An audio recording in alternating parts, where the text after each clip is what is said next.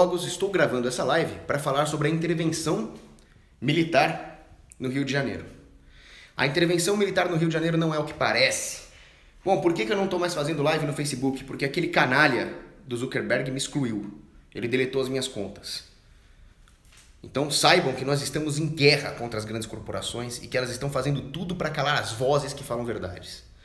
Eles estão fazendo tudo para perseguir conservadores, para perseguir católicos, para perseguir libertários, capitalistas e monopolizar o direito de expressão na mão de esquerdalhas. Mas vamos agora falar sobre a intervenção militar no Rio de Janeiro. Como vocês sabem, o Temer autorizou o uso das Forças Armadas, Exército, Marinha e Força Aérea, para, entre aspas, combater a criminalidade no Rio de Janeiro. Não podia ser pior. Os resultados disso não são o verdadeiro combate contra os verdadeiros criminosos, mas a nulificação das nossas liberdades e um aumento descomunal do poder do Estado, do poder da União. Explico. Eu andei vendo uns comportamentos bizarros na internet e isso me motivou a fazer essa live. Eu vi um cara escrevendo o seguinte: cidadão, não é para reclamar. Se você encontrar ali um interventor militar, você fala assim, senhor, dá o seu documento para ele, encosta na parede, agradece o serviço dele. Quer dizer, um comportamento abjetamente obsequioso, uma submissão desordenada a uma autoridade desordenada. E aí ele termina o post imbecil dele com a frase: quem não deve não teme. Um clichê. Ora, por acaso o nosso Senhor Jesus Cristo, por acaso os apóstolos que foram martirizados deviam alguma coisa? Mas eles tiveram muito o que temer na mão do Estado romano e do legalismo farisaico. Então sim, nós temos muito o que temer. O comportamento que eu vejo desses neoconservadores que apoiam a intervenção militar é um comportamento religioso, desta falsa religião estatal. Agora nós temos o dogma da infalibilidade estatal, não é mais a infalibilidade papal. Quem não deve não teme. Tudo que o Estado fizer é certo. Quem está contra o Estado está errado.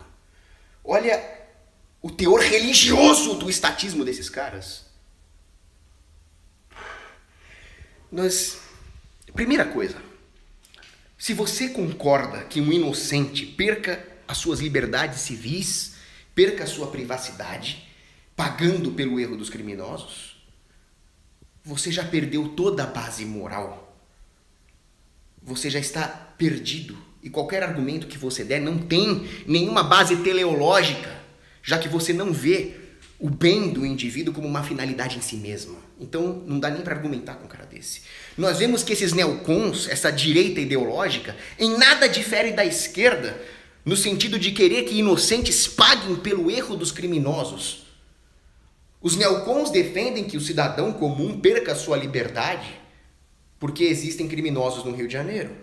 Da mesma forma, a esquerda defende que pais de família sejam desarmados porque um babaca, que aliás era de esquerda, pegou um fuzil e matou um monte de gente numa escola. Nós estamos ficando loucos? Muito bem, a intervenção militar, portanto, no Rio de Janeiro, ela tem consequências nefastas. Não preciso nem mencionar a perda das liberdades civis. Essa é a primeira coisa, e nós já deveríamos rechaçar a intervenção militar só por causa disso. Detalhe que eu odeio bandido, tá? Quero que os bandidos morram todos. Depois, nós temos o problema da nulificação das soberanias locais. A União está acumulando poderes descomunais, enquanto as localidades estão perdendo as suas autonomias. Não que eu defenda que o Estado do Rio de Janeiro tenha algum poder, eu defendo a autonomia nas suas últimas consequências, que é a autonomia individual, o separatismo no nível mais local possível, que é o nível do indivíduo. Mas a nulificação funciona anulando os poderes das oligarquias e das aristocracias locais, culminando num Estado mundial. Existem passos intermediários para isso. E a nulificação dos Estados fortalecendo a União é, obviamente, um passo intermediário para isso. Ora, se está precisando de no argumento dele, se está precisando de uma intervenção militar federal no Rio de Janeiro, isso mostra que o modelo de polícia estatal falhou miseravelmente. Eles estão admitindo a falha desse modelo. Mas o modelo nunca foi descentralizado Afinal, o exército brasileiro comanda sim as polícias militares estaduais. Este é o organograma vigente nesse país. Então não existe uma verdadeira descentralização das forças policiais. O modelo é estatista, o modelo é burocratizado e as polícias militares já são controladas por órgãos federais, no caso, o Exército Brasileiro. Existe uma divisão do Exército Brasileiro especializada em tratar de assuntos policiais. O modelo falhou. Tanto o modelo falhou que o Rio de Janeiro está um caos, mergulhado no crime, e o argumento dos neocons é que precisa de intervenção militar. Economicamente, o que está acontecendo é que aqueles que não são cariocas são obrigados a subsidiar esses meios. Quem é que paga as forças federais? É o pagador de imposto de todos os estados do Brasil. Eu, que sou paulista, sou obrigado a subsidiar a intervenção militar para os cariocas. Ora, os cariocas deviam cuidar da sua própria segurança. Eles não têm direito a me obrigar a subsidiar a segurança deles. Mas não, porque a segurança, se não tiver, os bandidinhos lá do Rio vão entrar em São Paulo. É claro que eles vão entrar em São Paulo. Eles vão entrar em São Paulo porque São Paulo não possui autonomia necessária para se cercar, fechar as suas fronteiras, se separar da União e impedir que qualquer bandido entre aqui, seja ele um maninho das favelas cariocas, seja ele um burocrata de Brasília. Se São Paulo fosse autônomo, se as províncias se separassem, não haveria esse problema. Então, a lógica do Estado seria substituída pela salutar lógica mercadológica. Explico. Hoje, o interventor federal, o Exército Brasileiro, sob ordens do Temer, entra lá no Rio de Janeiro e ele faz tudo menos matar bandido. Ele vai lá perseguir o pobre coitado do trabalhador, revistar o motoqueiro que está só entregando uma compra e assim por diante. Perdemos as liberdades civis e não temos nenhum ganho em segurança. Como dizia Benjamin Franklin, aquele que abdica de liberdades essenciais em troca de segurança temporária não merece nenhuma e perde ambas. Imagina se as províncias tivessem autonomia, se elas se separassem, se houvesse anarquia de mercado. Que maravilha que seria. Um estado como o Rio de Janeiro poderia ter um problema de segurança, por motivos X, Y, Z. Eles simplesmente contratariam forças de segurança de outros estados. Agora é uma contratação. Por que alguém contratado pela população de maneira privada iria tolerar as liberdades civis desta mesma população? Não iria. Eles iriam entrar lá, iam matar os bandidos que eles têm que matar e iam embora. Vai-te embora. Já fez o que tinha que fazer. Não é o que vai acontecer no Rio. Os interventores federais vão entrar lá e as autonomias locais serão para sempre nulificadas e os poderes federais crescerão a níveis inauditos de maneira indelével. O que está acontecendo? Como é que um conservador defende uma barbaridade dessa? O resultado disso é óbvio. Já foi criado o Ministério da Segurança. Se vocês acham que o Ministério da Segurança vai aumentar a sua segurança, vocês não leram 1984 de George Orwell, onde havia o Ministério da Paz, que cuidava da guerra, havia o Ministério da Verdade, que cuidava de disseminar falsas informações. Nada mudou. Vocês acham que o Ministério da Segurança vai cuidar de segurança? Eles vão centralizar este setor importantíssimo da sociedade, que é a segurança pública, em um monolito burocrático. Ineficiente? Eu diria que não, porque essa não é a função do Estado. A função do Estado é deixar o cidadão com medo, inseguro. Então, nisso eles serão eficientes. Mas se vocês acham que o Ministério da Segurança vai ser capaz, se eles quisessem, de perseguir os bandidos? Como? Como que burocratas em Brasília vão saber o que está acontecendo numa favela do Rio? O policiamento deve ser local. A responsabilidade do policiamento é local. Todo bom especialista em segurança pública sabe disso. E agora nós vamos centralizar num bloco monolítico cuja única função será exterminar a única vantagem da polícia. A única vantagem que a polícia tinha e muito mal feita. Uma vantagem até teorética. Que é servir de bastião de resistência contra a sanha totalitária centralizadora do Estado e dos meta-estados. Isso já aconteceu várias vezes ao longo da história. Vou dar um exemplo. Vamos falar do movimento tenentista. O movimento tenentista era contaminado pelo câncer das ideologias revolucionárias de esquerda socialistas, liberais, iluministas, todo o lixo que você imaginar. E esses tenentes quiseram combater as oligarquias locais para implantar regimes revolucionários liberais de esquerda. Quem é que ofereceu alguma resistência contra esses bandidos? Polícia. Eles ofereceram resistência, por exemplo, em Manaus. Quando os tenentistas implantaram, em 1924, a Comuna de Manaus, eles tiveram que enfrentar a polícia local. A polícia local, então, foi positiva nesse sentido, apesar de ser estadual. A Comuna de Paris foi um desastre. A Comuna de Manaus foi um desastre. Implantaram vários tipos de impostos, toda aquela ideologia, mas teria sido pior se não fosse a polícia local. 1932, Revolução Constitucionalista em São Paulo. A força pública, que era a polícia aqui de São Paulo, contava com 13 mil homens, arregimentaram mais voluntários, chegando a 40 mil, e ajudaram a combater aquele canalha do Getúlio Vargas. Mas a polícia continua sendo estatal, ou seja, ela é sempre cheia de contradições. Então, esta mesma polícia estatal complicou a situação daqueles que apoiavam os constitucionalistas, daqueles que eram contra a ditadura do Getúlio Vargas. Então, quando Pompo de Oliveira resolveu se rebelar em Manaus, apoiando os constitucionalistas contra Getúlio, ele liderou uma revolta, ele foi massacrado pela polícia local. Dessa vez, a polícia local agiu mal. Batalha Naval de Itacoatiara.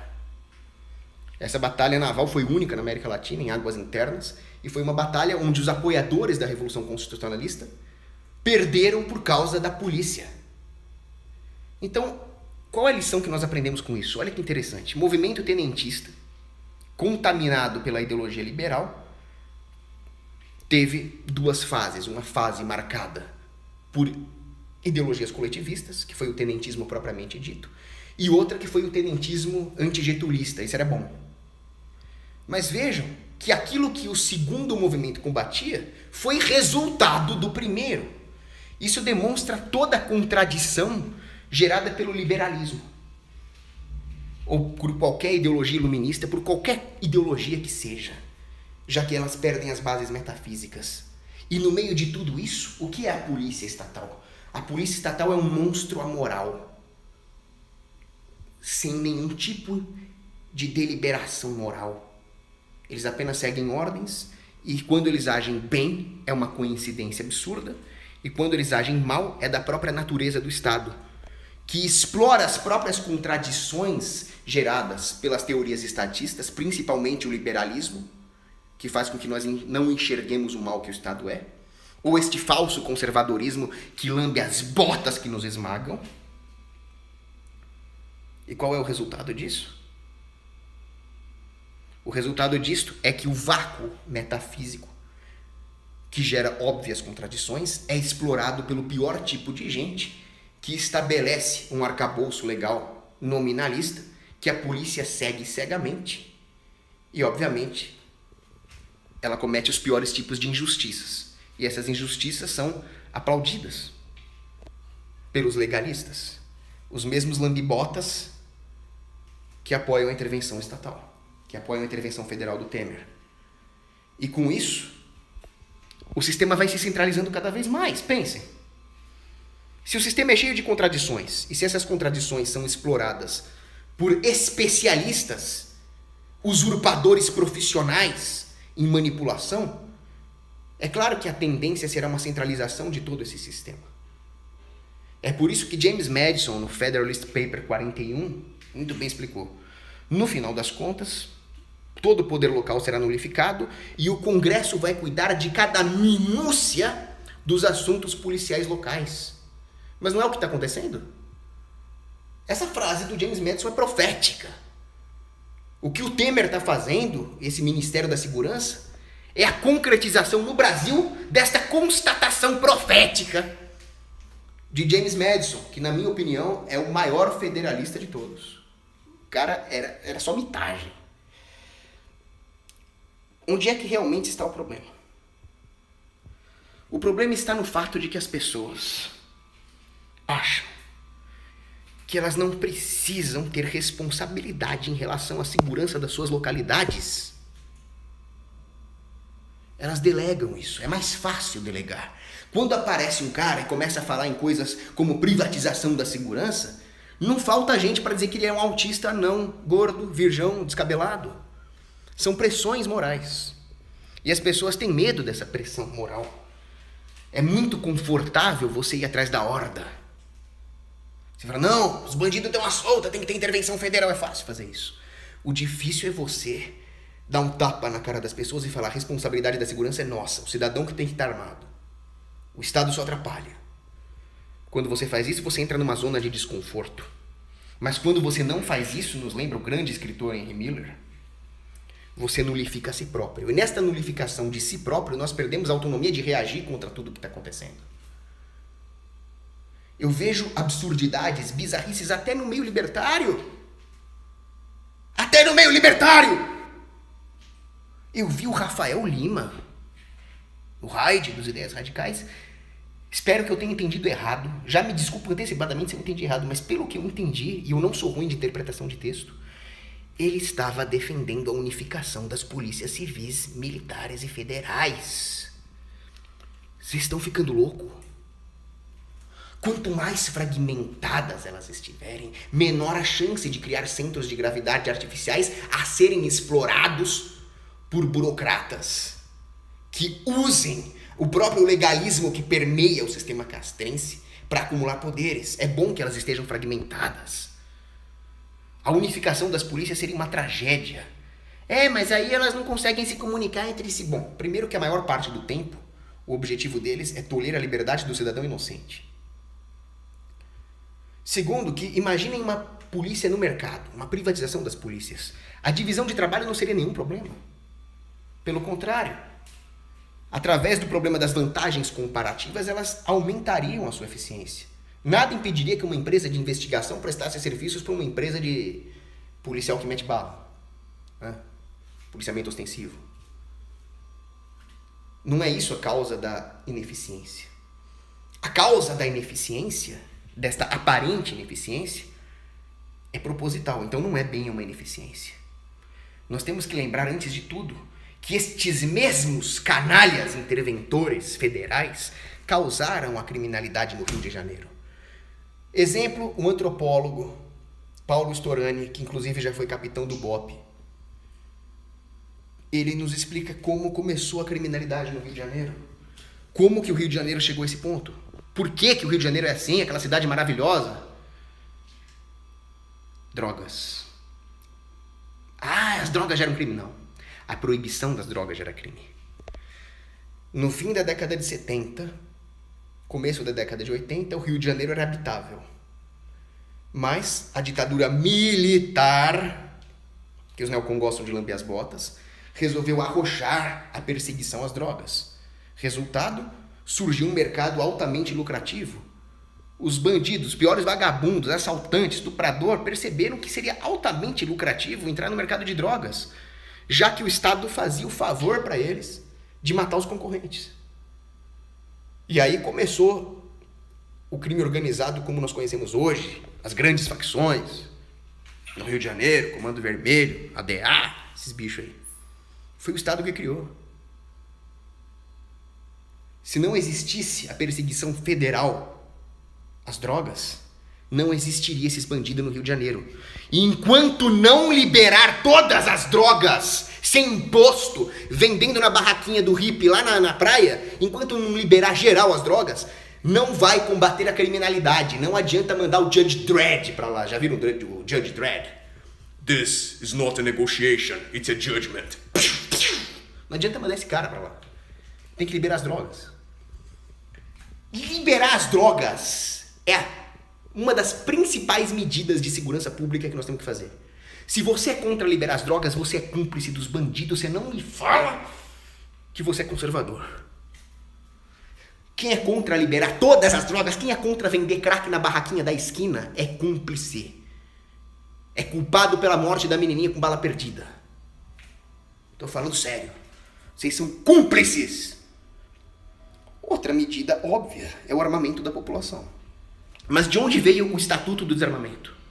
Veio do governo federal. A Polícia Estadual do Rio de Janeiro não inventou isso. Isso veio do canalha Fernando Henrique. E essas diretivas vieram de coisa pior.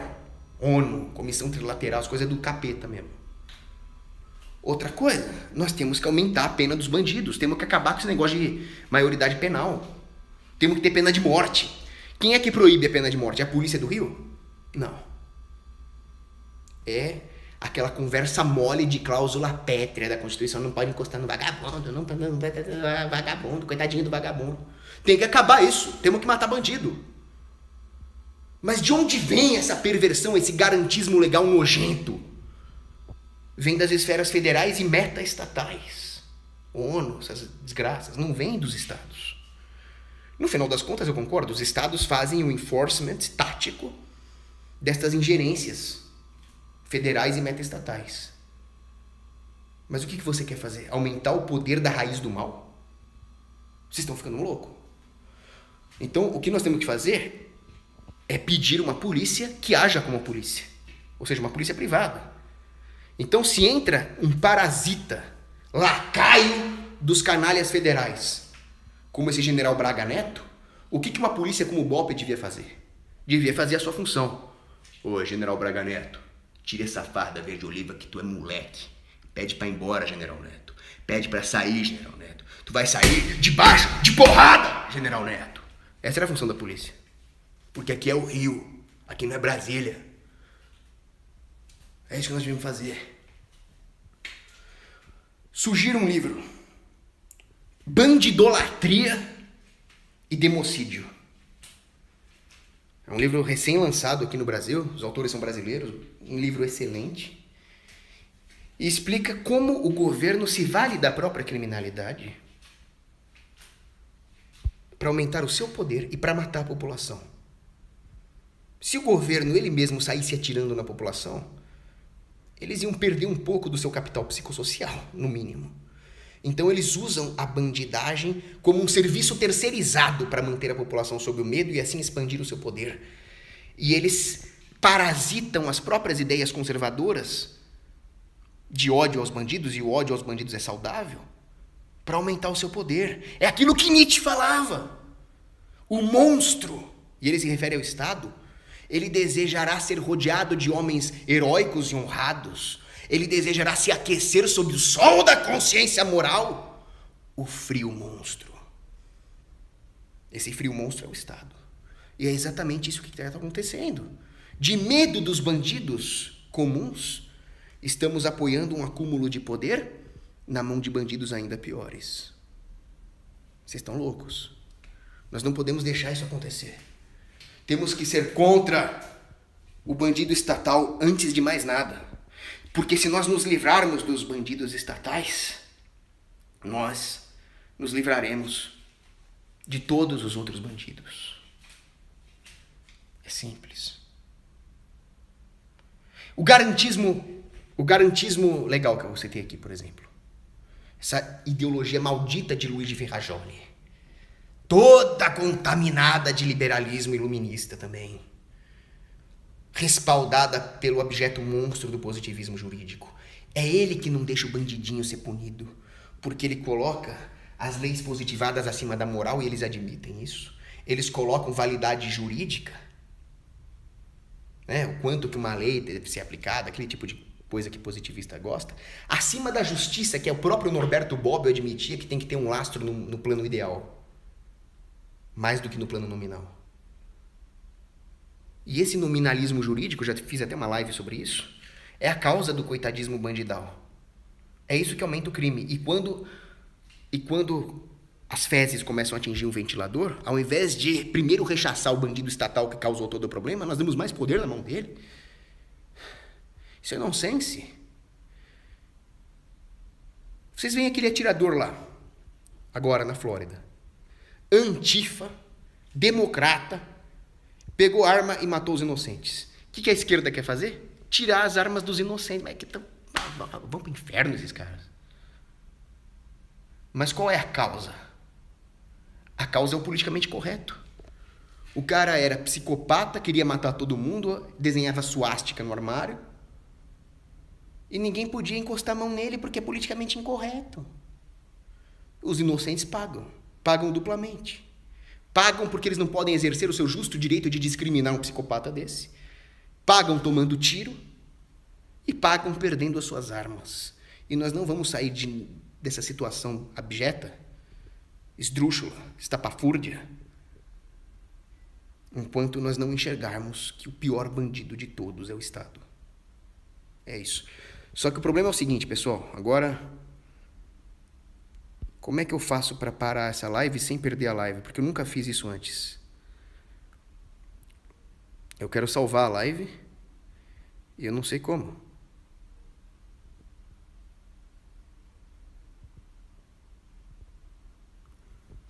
Pessoal, agora é o seguinte, nos comentários eu vou pedir ajuda aqui. Eu quero terminar a live, eu tenho que ir embora, eu tenho que ir na missa.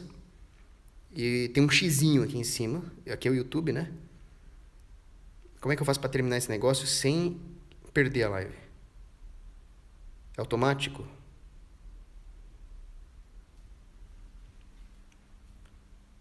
Salva automático, tá? Obrigado, Leonardo.